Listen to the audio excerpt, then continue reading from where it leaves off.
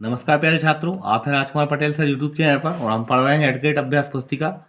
आज हम पढ़ेंगे कक्षा छठवीं का हिंदी विषय का पाठ 6 विजयगान। इसके प्रश्नोत्तर हम करेंगे। उसके पहले आप यहाँ देखें तत्सम और तद्भव की परिभाषा और उदाहरण दिए हैं। सबसे पहले हम पढ़ते हैं तत्सम शब्द। तो संस्कृत के मूल शब्दों को ही हिंदी भाषा में तत्सम शब्द कहते हैं, जैसे ग्रह, दुग्ध, दधि, सर्प आदि। तो यह तत्सम शब्द हैं जो संस्कृत भाषा से सीधे लिए गए हैं। आगे है तद्भव शब्द। जो शब्द संस्कृत शब्दों से परिवर्तित होकर हिंदी में प्रयुक्त होते हैं उन्हें तद्भव शब्द कहते हैं, जैसे घर, दूध, दही, सांप। यानी जो संस्कृत के शब्द परिवर्तित होकर आए हैं हिंदी में वो तद्भव हैं, वो जो बिना परिवर्तन के आए हैं वो तत्सम हैं। आगे देखें आप बहुविकल्पीय प्रश्न। प्रश्न क्रमांक पहला है धरती का तत्सम शब्द होगा। तो धरती का तत्सम शब्द जो होगा वो अवनी होगा। यहाँ धारणी, धरा और वसुधा। यहाँ धारणी के स्थान पर अगर धरत्री या धरती होता तो वो धरती का तत्सम बन जाता, लेकिन यहाँ अवनी हम इसको सही करेंगे। प्रश्न क्रमांक दूसरा देखें आप मनुष्य जीवन में सफलता के लिए बाधक है। तो मनुष्य जीवन में सफलता के लिए जो बाधक है वह है अहंकार। सी ऑप्शन इसका सही है। आगे अति लघुत्तरीय प्रश्न है। प्रश्न क्रमांक तीसरा है बाधा का दुर्गम सागर। पंक्ति में रेखांकित शब्द के 3 समान तुकांत वाले शब्द लिखिए। तो सागर शब्द के हमें तुकांत लिखना है। तो सागर का होगा गागर, नागर और लागर। प्रश्न चौथा है बरस रही बाधाएं पथ में। पंक्ति में समान वर्ण आवृत्ति वाले शब्दों को छांटकर लिखिए। तो बरस का अर्थ होता है बाधाएं और पथ का अर्थ होता है पंक्ति। प्रश्न पांचवा है विजयगान कविता में कवि किन किन को आपस में टकराने की बात कर रहा है। तो कवि समुद्र को हिमालय से, धरती को आकाश से और चांद को सूरज से टकराने की बात कर रहा है।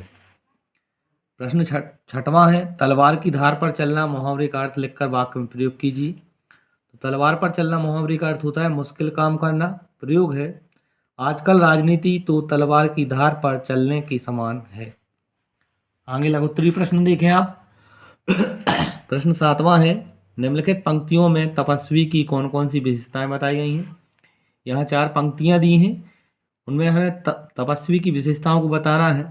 तो छूने पाए मोह ना तुमको, बनो तपस्वी लोए हृदय, काल स्वयं डर जाए देखकर, ध्रुव से भी ध्रुवतर निश्चय। उत्तर है इसका तपस्वी पुरुष इस संसार की मोह माया से दूर रहता है, यह इसकी विशेषता है। प्रश्न 8वां है कौन सा कार्य तलवारों की धार पर चलने जितना कठिन बताया गया है। उत्तर है मानव जीवन में आगे आने वाली बाधाओं को तलवारों की धार पर चलने जितना कठिन बताया गया है। प्रश्न 9वां है ऋषि अगस्त्य द्वारा किए गए किस कार्य को कविता में बताया गया है। इसका उत्तर है ऋषि अगस्त्य ने अंजलि में भर भर कर समुद्र को पीकर सुखा दिया। प्रश्न 10वां है कविता विजयगान में आए उन पंक्तियों को लिखिए जहां अनुप्रास अलंकार का है। तो सूर्य चंद्र अवनी अंबर, जल जाएंगी पास पुराना, ध्रुव से भी ध्रुवतर निश्चय। इन पंक्तियों में सावर्ण, इसमें देखें आप आवर्ण की आवृत्ति है इस पंक्ति में, इसमें जावर्ण की आवृत्ति है और इसमें धावर्ण की आवृत्ति है। जहाँ वर्णों की आवृत्ति होती है वहाँ अनुप्रास अलंकार होता है। आगे आप देखें दीर्घोत्तरीय प्रश्न है। प्रश्न 11वां है निम्नलिखित पंक्तियों का भावार्थ अपने शब्दों में लिखिए। यहाँ कुछ पंक्तियां दी हैं, आप इन्हें ध्यान से देखें और इनका भावार्थ हमने यहाँ नीचे लिखा है। कवि कहता है कि हे वीरों तुम संभल कर चलो, चाहे समुद्र और हिमालय, सूर्य और चंद्रमा तथा धरती और आकाश आपस में क्यों ना टकरा जाएं। तुम्हें सावधानी से तलवारों की धार पर भी अपने मार्ग में आगे बढ़ते जाना है। इस धरती पर कई पाप किए गए, आकाश भी घुमड़ घुमड़ कर अंगारे उगलने लग जाए, तुम सावधानी पूर्वक तलवारों की धार पर चलते रहो।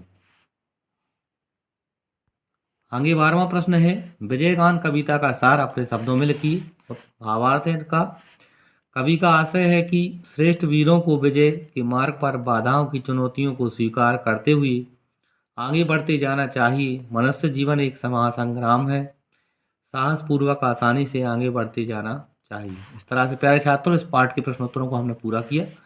उम्मीद है आपको वीडियो अच्छा लगेगा। अगर आपको वीडियो अच्छा लगे तो चैनल को सब्सक्राइब करें, अपने दोस्तों के साथ शेयर करें। धन्यवाद छात्रों। जय हिंद, वंदे मातरम।